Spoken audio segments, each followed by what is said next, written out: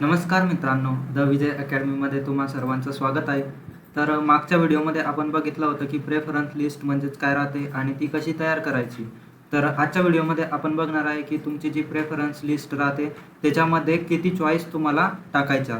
मागच्या व्हिडिओमध्ये मी पूर्ण डिटेलमध्ये सांगितलं की लिस्ट कशी बनवायची, त्याच्यामध्ये काय काय राहतं, त्यानंतर कसे कॉम्बिनेशन्स राहतात ते सगळं मी तुम्हाला सांगितलं. तर तुम्ही तो व्हिडिओ आधी बघू शकता, त्यानंतर या व्हिडिओकडे येऊ शकता.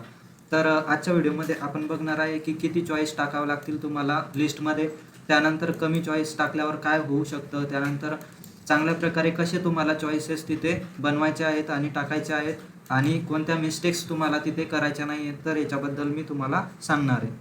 तर सगळ्यात पहिली गोष्ट म्हणजेच काय की स्टुडंट काय करतात. तर सगळ्यात पहिले बघायचं झालं तर बरेच जे तुमचे स्टुडंट्स असतात ते काय करतात, फक्त 2 किंवा 3 चॉईस टाकतात. तर प्रेफरन्स लिस्टमध्ये तुम्हाला एक कॉलेजची लिस्ट बनवावी लागते, त्याच्यात कॉलेजचं नेम प्लस त्या कॉलेजमध्ये तुम्हाला कोणती ब्रांच पाहिजे ते. तर अशा कॉम्बिनेशन्सपासून तुम्हाला पूर्ण लिस्ट तुम्हाला तयार करावी लागते. तर त्याच्यात काय करता तुम्ही, जर तुम्हाला समजा 80 किंवा 90 असे पर्सेंटाईल जर असले तर तुम्ही काय करता, फक्त 2 किंवा 3 कॉलेज तिथे टाकता आणि तुम्हाला असं वाटतं की त्या 2 किंवा 3 चॉईसमधूनच मला एखादं कॉलेज लागेल.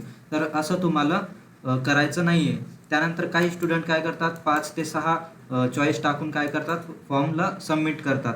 तर जेवढे कमी तुम्ही चॉईस टाकसाल तेवढंच तुम्हाला कमी ऑप्शन्स राहतील की तुम्हाला त्या कॉलेजमध्ये ॲडमिशन न भेटण्याचे चान्सेस कमी राहतात.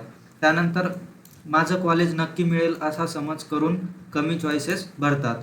तर कमी चॉईसेस तुम्हाला नाही भरायचे त्या फॉर्ममध्ये. तर जितके जास्त तुम्ही कॉलेजेस टाकणार आहेत तितकेच जास्त तुमचे ॲडमिशनचे किंवा कॉलेज लागण्याचे चान्सेस वाढणार आहेत.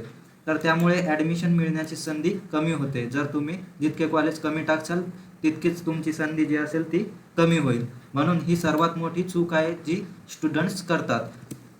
त्यानंतर प्रेफरन्स लिस्टमध्ये किती चॉईसेस टाकायला लागतील, तर तुमच्या पर्सेंटाईलनुसार तुम्ही 25च्या जवळपास कॉलेजेस तिथं टाकायला पाहिजे लिस्टमध्ये. किमान 20 ते 25 चॉईस तरी तुम्ही तिथे टाकायला पाहिजे. त्यानंतर शक्य असेल तर सिस्टीममध्ये जितक्या चॉईसेस ॲड करता येईल तेवढ्या तुम्ही ॲड करायला पाहिजे. तिथे ऑप्शन असतात तुमच्याकडे कॉलेजेस आणि ब्रांचनुसार तिथे तुम्हाला लिस्ट वाईज तिथे कॉलेजेस ॲड करावे लागतात तुमच्या लॅपटॉपवरती किंवा तुम्ही जिथे पण फॉर्म भरत असाल तिथे. तर तुम्ही जी पण लिस्ट बनवसाल त्याच्या वाईज तुम्हाला जितके पण कॉलेजेस ॲड करता येतील तेवढे जास्त कॉलेज तुम्ही ॲड करायचे. पण कसे ॲड करायचे, ती जी लिस्ट असेल ती लिस्ट पण तुम्हाला एकदम प्रॉपर बनवावी लागेल पर्सेंटाईलनुसार.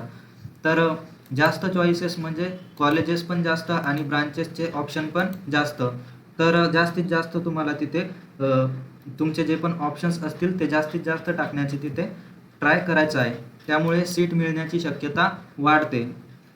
जितके कमी चान्सेस तुम्ही चॉईसेस तिथे टाकसाल तेवढेच कमी चान्सेस आहेत की तुम्हाला कॉलेज लागेल. पण जास्त चॉईसेस जर तुम्ही तिथे टाकले तर तुमचे जे ऑप्शन जितके जास्त टाकले तुम्ही तेवढे तुमचे चान्सेस वाढतात कॉलेज मिळण्याचे. त्यानंतर चॉईसेस कमी टाकल्या तर काय काय होऊ शकतं, जर तुम्ही चॉईसेस हे कमी प्रमाणात टाकले, जर तुम्हाला वाटत असेल की एवढे एवढे पर्सेंटाईल आहे त्याच्यामध्ये मला कॉलेज मिळून जाईल, मी कमी चॉईसेस टाकणार आहे तिथे, तर तुम्ही निवडलेल्या कॉलेजेसमध्ये सीट मिळाली नाही तर राऊंड मिस होऊ शकतो.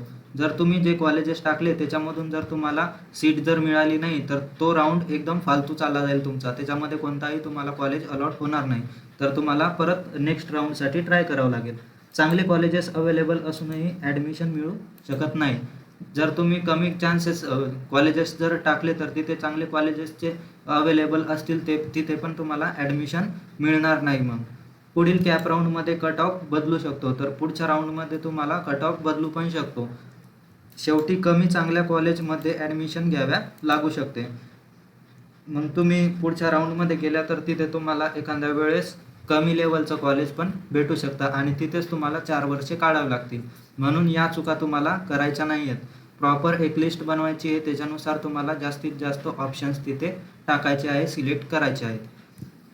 त्यानंतर चॉईसेस कोणत्या ऑर्डरमध्ये तिथे टाकल्या पाहिजे तुम्ही, तर तुमच्या पर्सेंटाईलनुसार तुम्ही काय करायचं आहे, समजा इतके पर्सेंटाईल आहे तुमचे तर त्याच्यानुसार तुम्हाला त्याच्या टॉपचे कॉलेजेस टाकायचे आहेत, त्यानंतर पर्सेंटाईलमध्ये बसणारे कॉलेजेस टाकायचे आहेत आणि त्यानंतर पर्सेंटाईलच्या खालचे कॉलेजेस टाकायचे आहेत.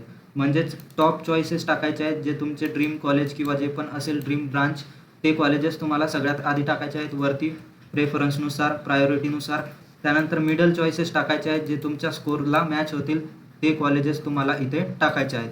आणि त्याच्यानंतर लास्टमध्ये काय सेफ कॉलेजेस जे असतील तुमचे ते टाकायचे आहेत, म्हणजेच तुमच्या कट ऑफपेक्षा कमी असलेले, तुमच्या पर्सेंटाईलनुसार कमी असलेले कॉलेजेस तुम्हाला इथे सिलेक्ट करायचे आहेत. तर अशा प्रकारे तुम्हाला वरून ते खालीपर्यंत अशी पूर्ण एक लिस्ट तयार करायची आहे, कॉलेज प्लस ब्रांच. तर एका कॉलेजमध्ये मल्टिपल ब्रांचेस असू शकतात, तर त्याच्यामधून पण तुम्हाला कोणती पाहिजे ते पण तुम्हाला सिलेक्ट करायचं आहे. त्यानंतर येईल दुसरं कॉलेज, त्याच्यामधल्या ब्रांचेस येतील ज्या तुम्हाला पाहिजेत असतील.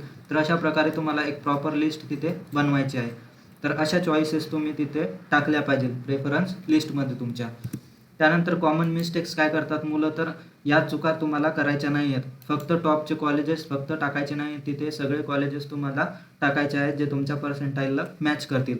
त्यानंतर सेफ कॉलेजेस अजिबात न टाकणे ही पण खूप मोठी चूक आहे. तर तुम्हाला काय करायचं आहे, सेफ कॉलेजेस पण तिथे टाकायचे आहेत, म्हणजेच कॉलेज लागायची तुम्हाला तिथे जास्ती चान्सेस असतील. फक्त सेफ कॉलेजेस टाकणे हे पण महत्त्वाचं आहे, की फक्त सेफ कॉलेजेसच तुम्ही तिथे टाकलेले आहेत, पण तुम्हाला याच्यापेक्षा चांगलं पण कॉलेज तिथं भेटू शकतं, म्हणून तुम्हाला तिन्ही टाईपचे तिथे कॉलेजेस टाकायचे आहेत. ब्रांच आवडत नाही म्हणून पूर्ण कॉलेज स्किप करणे हे पण चुकीचं आहे. कारण त्या कॉलेजमध्ये जर तुम्हाला दुसरी ब्रांच भेटत असेल किंवा तुमच्या इंटरेस्टनुसार जी पण ब्रांच तुम्हाला चांगली वाटत असेल तेच कॉलेज तुम्ही तिथे टाकायला पाहिजे. कमी चॉईसेस भरून सबमिट करणे, हे आपण बघितलं की कमी चॉईसेस नाही टाकायचे, जेवढे जास्त टाकता येईल तेवढे जास्त टाकायचे, तिथे जास्त कॉलेज तुम्हाला मिळू शकतं ॲडमिशन.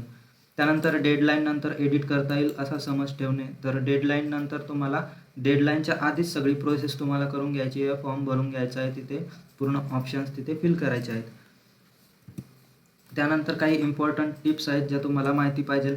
किमान 20 ते 25 चॉईस नक्की तुम्हाला भरायला पाहिजे तुमच्या लिस्टमध्ये. त्यानंतर जास्त चॉईस टाकणं कधीच नुकसानकारक नसतं. जितके जास्त तुम्ही टाकसाल तितके जास्त तुमचे चान्सेस आहेत की तुम्हाला कॉलेज अलॉट होईल. सबमिट करण्यापूर्वी तुम्हाला काय करायचं आहे, पूर्ण जी लिस्ट आहे तुमची ती एकदा चेक करून घ्यायची आहे. तिथे दुसरं कॉलेज तर एखादं नाही गेलं आहे ते पण चेक करायचं आहे. कारण तुम्ही जर लो लेवलचं कॉलेज जर तिथे टाकलं तर ते तुम्हाला अलॉट होऊ शकतं, म्हणून या चुका तुम्हाला टाळायच्या आहेत. त्यानंतर अशा प्रकारे या ऑर्डरमध्ये तुम्हाला काय करायचं आहे, तुमची लिस्ट बनवायची आहे. पहिले ड्रीम कॉलेज, त्यानंतर तुमच्या पर्सेंटाईलनुसार आणि त्याच्यानंतर सेफ कॉलेज. तर अशा ऑर्डरमध्ये तुम्हाला लिस्ट बनवायची आहे. मागील वर्षाचे कट ऑफ तुम्हाला पाहिजे आहे आणि त्याच्या प्रेफरन्सवरतीच तुम्हाला तुमची जी लिस्ट असेल ती तुम्हाला ते प्रेफर करून तुम्हाला लिस्ट प्रॉपर बनवून घ्यायची आहे. त्यानंतर डेडलाईन आधीच फायनल सबमिट करायचं आहे तुम्हाला. डेडलाईनच्या 2-3 दिवस आधीच तुम्हाला फॉर्म भरून तिथे प्रॉपर एकदा चेक करून तुम्हाला ती लिस्ट फिल करायची आहे. तुमचे जे चॉईसेस असेल ते तुम्हाला तिथे फिल करायचे आहेत फॉर्ममध्ये. तर अशा प्रकारे आपण या व्हिडिओमध्ये बघितलं की तुम्हाला किती चॉईस टाकायला पाहिजे. 25पर्यंत चॉईसेस तिथे तुम्ही टाकायला पाहिजे. जास्त चॉईसेस टाकले तेवढंच ॲडमिशन मिळण्याची शक्यता जास्त असते, म्हणून या ऑर्डरमध्ये तुम्हाला लिस्ट बनवून तिथे चॉईसेस टाकायचे आहेत. तर अशा प्रकारे आपण या व्हिडिओमध्ये बघितलं की प्रेफरन्स लिस्टमध्ये किती चॉईसेस तुम्हाला टाकायला पाहिजे. तर तुमचे काही डाऊट्स असेल तर कमेंट बॉक्समध्ये मला नक्की सांगा, आणि काही अडचण असेल तर नक्कीच मला सांगू शकता, विचारू शकता कमेंट बॉक्समध्ये. व्हिडिओ आवडला असेल तर लाईक करा. तुमचे जितके पण मित्र असतील ज्यांना इंजिनिअरिंगमध्ये ॲडमिशन घ्यायची असेल त्यांच्यासोबत हा व्हिडिओ नक्कीच शेअर करा, आणि भेटूयात पुढच्या व्हिडिओमध्ये. धन्यवाद मित्रांनो.